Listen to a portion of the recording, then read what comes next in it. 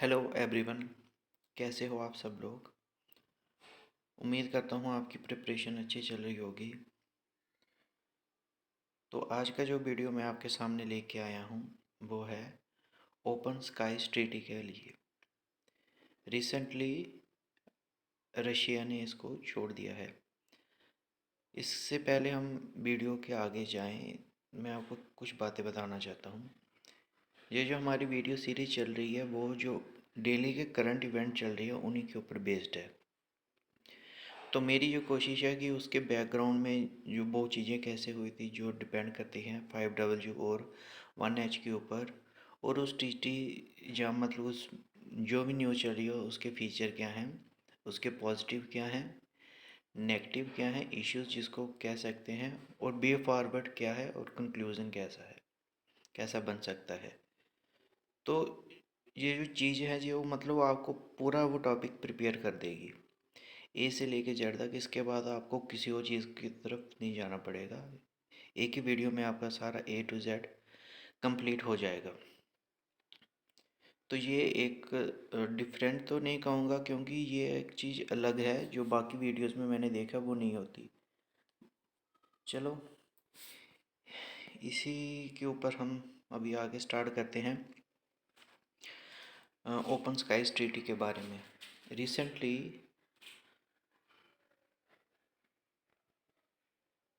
Russia ने left out कर दिया इस ट्रीटी से जिसको ओपन स्काई ट्रीटी कहते हैं। सबसे पहले इसका बैकग्राउंड जान लेते हैं कि ये है क्या, और मतलब मेजर इसमें स्टेक होल्डर कौन कौन से थे।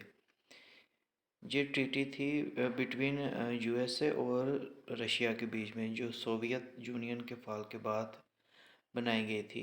इसको फर्स्ट टाइम जो प्रपोज किया गया था वो यूएस प्रेसिडेंट डिवाइट ईज़नहोवर ने किया था।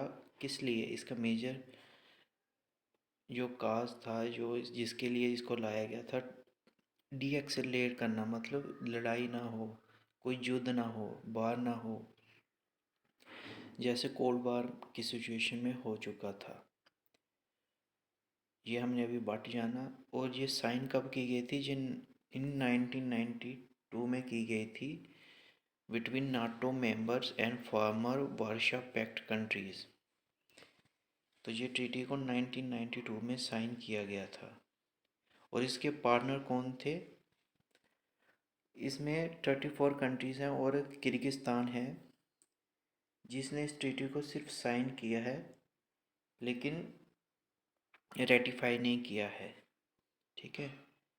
और इसके अलावा इसके जो अलग और फीचर में आ जाता है, जैसे कनाडा है, हंगरी हैं, वो डिपॉजिटियर्स हैं। डिपॉजिटियर क्या होते हैं, जो मेंटेन करते हैं ट्रीटी के डॉक्यूमेंट और एडमिनिस्ट्रेशन सपोर्ट प्रोवाइड करते हैं जो भी ट्रीटी की मतलब एडमिनिस्ट्रेशन वर्क में यूज़ में होता है। तो इस ट्रीटी को साइन कहाँ पे किया गया था, हेलेंस्की फिनलैंड में 1992 में है। ओके। तो क्या रीज़न था कि इस ट्रीटी को साइन करना पड़ा, जैसे हमने पहले भी डिस्कस करा कि इस ट्रीटी को साइन करने का ये था कि कोई युद्ध ना हो, न्यूक्लियर पावर हैं जैसे आप जानते थे सोवियत यूनियन और यूएस मेजर पेज पावर थी, न्यूक्लियर पावर थी, तो उनके बीच में कोई युद्ध ना हो, लड़ाई ना हो, न्यूक्लियर अटैक ना हो, इसीलिए। तो मेन इसके लिए यही था कि to dismantle the trust between nuclear power. ठीक है। अभी सबसे पहले क्वेश्चन ये आता है कि रशिया इससे बाहर क्यों हो गया। लेकिन रशिया पहला ही नहीं है जो सबसे पहले बाहर हुआ, इसके पहले यूएस भी इससे बाहर हुआ था। तो हमें पहले ये जानना पड़ेगा कि यूएस इससे पहले क्यों बाहर हुआ। अभी जो प्रेसिडेंट हैं वो प्रेसिडेंट बिडेन है, लेकिन उसके पहले जो पुराने प्रेसिडेंट थे, ट्रम्प एडमिनिस्ट्रेशन कहते हैं उसको सभी, उन्होंने यूएस ने ब्लेम करा था रशिया को non compliance of open skies treaty के प्रोटोकॉल में। और ये नॉन कंप्लाइंट प्रोटोकॉल क्या थे? रशिया, वो उन्होंने ब्लेम करा था कि जो रशिया है वो सर्विलांस फ्लाइट अपनी टेरिटरी में जब दूसरी कंट्री से आते हैं, जो मेंबर कंट्री हैं, तो उनको ऑब्स्ट्रक्ट करता है पूरी तरह से, वो उनको सर्विलांस करने नहीं देता, मुश्किलें खड़ी करता है। दूसरी बात उन्होंने बताई कि जब रशिया दूसरी मेंबर कंट्री में सर्विलांस के लिए जाता है और वो उधर से डाटा गैदर कर लेता है अपने यूज़ के लिए, तो यही एक मेन कारण थे दो तीन। जब यूएस इस ट्रीटी से पहले बाहर हुआ था, जो नवंबर में बाहर हुआ था लास्ट ईयर, तो इन्हीं कारणों से यूएस बाहर हो गया था इस ट्रीटी से। फिर अभी रशिया के बाहर होने के क्या कारण थे? देखिए, इस ट्रीटी में थोड़ी एग्जम्पशन दी गई है कि आप किस एरिया में सर्विलांस कर सकते हो और किस में नहीं कर सकते हो। ठीक उसी तरह से यूएस ने सर्विलांस रिस्ट्रिक्शन लगाई थी अलास्का में, कि अलास्का में इसके ऊपर ट्रीटी के अंडर रशिया मतलब वो नहीं कर सकता, मतलब और भी नेबरिंग जो मेंबर कंट्री है वो उसके ऊपर सर्विलांस नहीं कर सकता। तो सिमिलरली रशिया ने भी ऐसी रिस्ट्रिक्शन लगा थी कालिनग्राड, जो एक एरिया है ईस्टर्न यूरोप वाली साइड, उसमें। तो जैसे यूएस ने रिस्ट्रिक्शन पोज करी थी वैसे ही रशिया ने पोज कर दी थी। लेकिन रशिया बॉन्ड चाहता था कि जो नाटो कंट्री हैं वो भी जो डाटा उधर से उस एरिया है जो ईस्टर्न यूरोप के साथ लगता है, वो डाटा यूएस के साथ शेयर मत ना करें। लेकिन इसके ऊपर जो नाटो कंट्री थी वो रिलक्टेंट थी, और उन्होंने ना तो हाँ में जवाब दिया ना में, और ऐसे ही रही। तो रशिया को फिर ये एक मेन रीज़न मिला, तो उन्होंने कहा कि अब हमें इससे बाहर हो ही जाना चाहिए। तो ये एक रीज़न था कि जिससे रशिया भी इस ट्रीटी से बाहर हो गया। पहले यूएस ने ब्लेम करा रशिया को, फिर रशिया ने ये रीज़न दिया और एग्ज़िट हो गया। सिमिलरली अगर हम इस ट्रीटी के मेजर फीचर देखें, जो 1992 से चली आ रही थी, तो इसके काफ़ी बड़े मतलब पॉजिटिव फीचर भी थे। जैसे ये मेजर की आर्म कंट्रोल एग्रीमेंट था, बिल्कुल।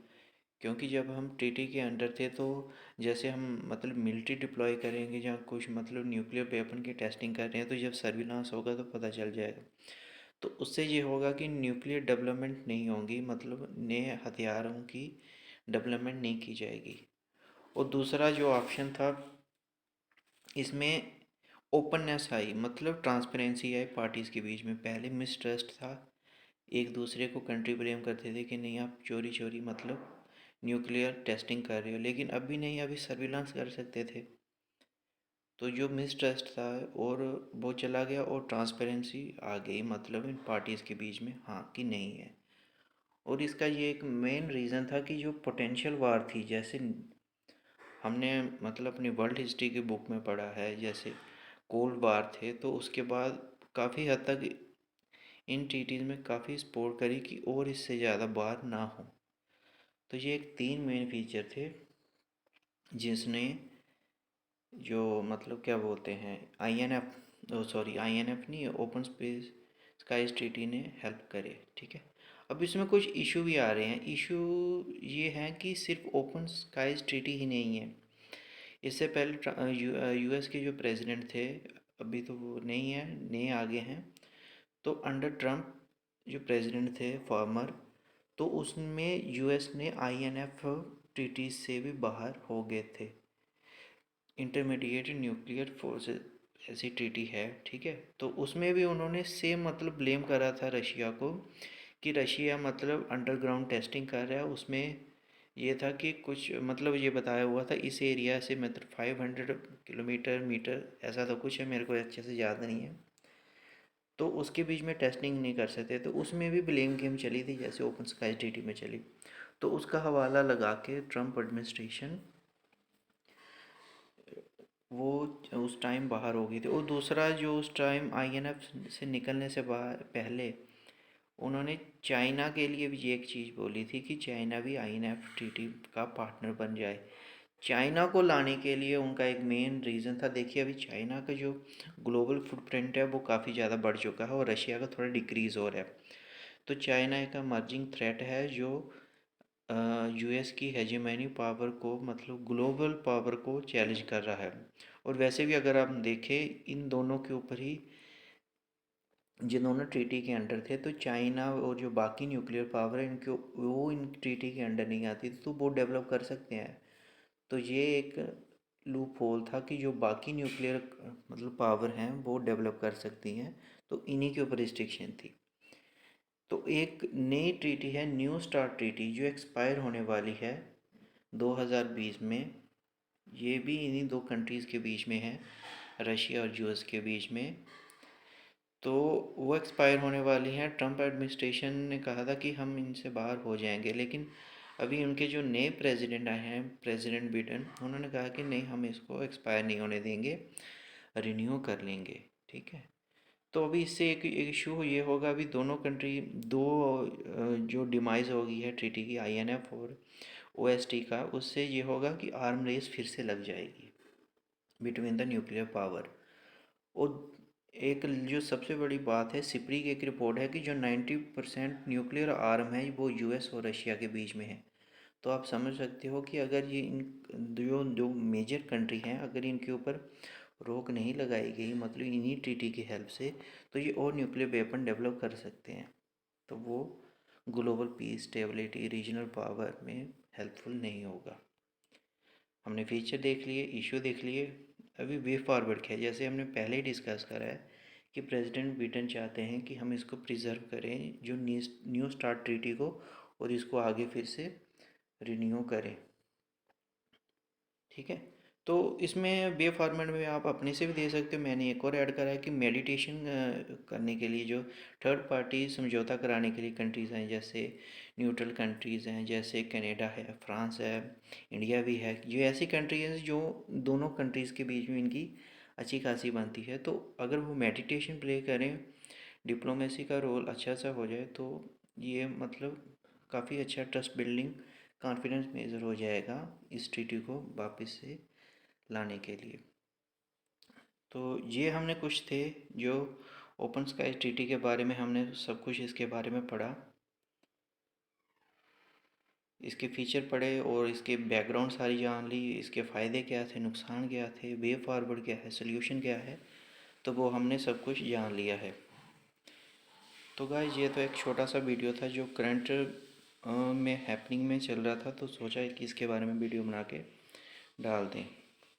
आशा करते हैं कि आपको ये वीडियो अच्छी लगे, और हमारी कोशिश अभी आगे ये है कि जो प्रीलिम्स आ रहा है उसके लिए कुछ वीडियो बनाएं, जिससे प्रीलिम्स में मतलब स्टूडेंट को हेल्प मिले। ठीक है, तो वो भी जल्दी हम अपलोड कर देंगे। अगर वीडियो अच्छा लगा हो तो लाइक करें, चैनल को सब्सक्राइब करें, और ज़्यादा ही अच्छा लगा हो तो शेयर करें। और अगर मतलब कोई मतलब वैल्यू एडिशन अपनी तरफ से है तो वो नीचे कमेंट सेक्शन में बता दें। ठीक है, थैंक यू।